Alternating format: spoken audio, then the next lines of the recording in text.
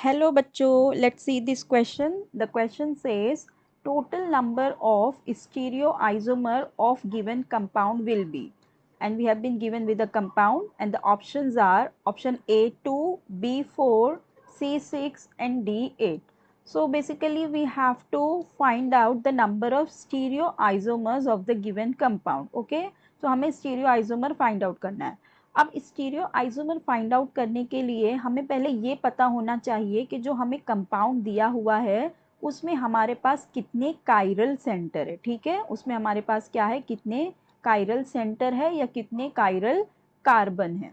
Chiral carbon क्या होते हैं, वो कार्बन जिसके पास चारों ही डिफरेंट ग्रुप्स या सब्स्टिट्यूएंट अटैच हो. ठीक है, तो चलो देखते हैं. सो ये जो हमारा कंपाउंड दिया हुआ है, अब इसमें ये वाला जो हमारा फर्स्ट नंबर का कंपाउंड है इसके पास तो देखो 3 हाइड्रोजन है, मतलब 3 सेम कंपाउंड हो गए, तो ये तो कायरल नहीं हुआ.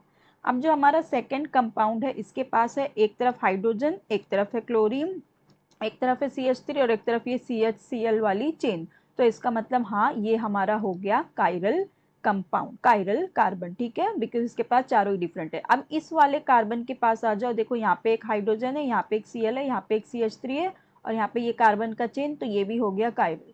अब देखो ये जो बीच वाला ये कार्बन है इसके पास है एक तरफ हाइड्रोजन, एक तरफ है Cl और एक तरफ देखो यहाँ पर एक CHCl CH3 की चेन है और यहाँ पर भी एक CHCl3 की चेन है. इस बोलने का मतलब ये है कि दोनों तरफ की जो चेन है वो सेम ही है.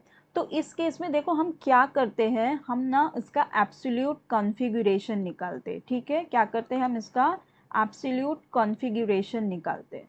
सो हमें उसकी वजह से पता चलता है तो वो कंपाउंड वो कायरल है कि नहीं है. अब एब्सोल्यूट कॉन्फ़िगरेशन कैसे निकालते हैं, जो एटम्स और जो फंक्शनल ग्रुप्स अटैच है उसको उनके एटॉमिक नंबर से प्रायोरिटाइज करते हैं. ठीक है, अब देखो ये जो कार्बन हुआ, ये वाला जो सेकंड कार्बन है इसमें जो अटैच है एक तरफ है Cl, एक तरफ है हाइड्रोजन, एक तरफ है CH और एक तरफ है ये कार्बन. तो पहली प्रायोरिटी हमारी जाएगी क्लोरीन को. क्यों, क्योंकि क्लोरीन बल्कियर है. फिर उसके बाद हमारा आएगा ये वाला कार्बन, फिर आएगा हमारे पास ये मिथाइल, फिर हम चौथी प्रायोरिटी देंगे हाइड्रोजन को. ठीक है, अब इस वाले कार्बन में भी पहली तो जाएगी क्लोरीन को, दूसरी जाएगी इस कार्बन को, तीसरी इस मिथाइल को, चौथी हाइड्रोजन को. ठीक है, तो देखो अब अगर हम इसको देखें तो ये जो हमारा कंपाउंड है ये साइड वाला, ये हमारा कौन सी रोटेशन हमें देगा, अगर हम उसको रोटेट करेंगे तो ये यहाँ से देखो ये फर्स्ट से यहाँ जाएगा. ठीक है,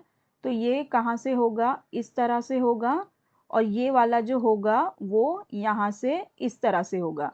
सो देखो दोनों की जो रोटेशन है वो डिफरेंट आ रही है, एक एंटी क्लॉकवाइज घूम रहा है और एक क्लॉकवाइज घूम रहा है. ठीक है, एक एंटी क्लॉकवाइज है और एक क्लॉकवाइज है. तो इसका मतलब क्या, एक हमारे पास R है और एक हमारे पास S है. तो ये वाला जो कार्बन है हमारा बीच वाला, ये एक्चुअल में क्या होता है, इसे फिर हम कहते हैं स्यूडो एसिमेट्रिक कार्बन. ठीक है, स्यूडो एसिमेट्रिक कार्बन. तो इस केस में हम क्या करते हैं, हम इस कार्बन को भी कायरल ही मान के चलेंगे. तो हमारा ये वाला जो कार्बन होगा ये भी कैसा हो जाएगा, कायरल. तो इसका मतलब हमारे पास कितने कायरल कार्बन हो गए, हमारे पास है 3 कायरल कार्बन. इसका मतलब जिसे हम N से डिनोट करते हैं. ठीक है, तो कायरल कार्बन तो हमें मिल गए 3. तो लेकिन हमें फाइंड आउट क्या करना था, स्टीरियो आइसोमर. ठीक है, फाइंड आउट करना है स्टीरियो आइसोमर. तो जब हमारे कंपाउंड में हमारे पास odd number of chiral carbon हमें मिलते हैं तो स्टीरियो आइसोमर्स को फाइंड आउट करने का हमारा फॉर्मूला होता है 2:n to the power n-1. ठीक है, where n is the number of chiral carbon और कायरल एटम. तो वो हमें मिला है 3. तो ये क्या हो जाएगा, 2:3 तो इसका मतलब 2:2 विच इज इक्वल्स टू 4. तो इसका मतलब हमारे पास जो नंबर ऑफ स्टीरियो आइसोमर्स होंगे इस कंपाउंड के कितने होंगे, 4 होंगे. ठीक है, स्टीरियो आइसोमर्स. तो हमारा करेक्ट ऑप्शन क्या होगा, ऑप्शन बी विच सेज 4, 8 नहीं, 6 नहीं और 8 नहीं. Correct option is option B which says 4. I hope you understood it well. Best of luck. Thank you.